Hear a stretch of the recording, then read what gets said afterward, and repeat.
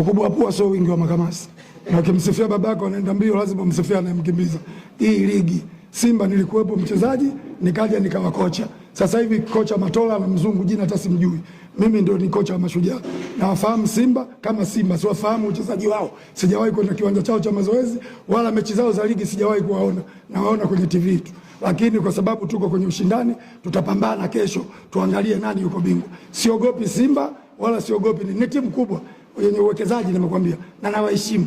Lakini Mashujaa timu kubwa vile vile. Fikiri wewe ndio unaona Simba kwenye makaratasi iko juu. Maana kama kwenye makaratasi juu wako Yanga.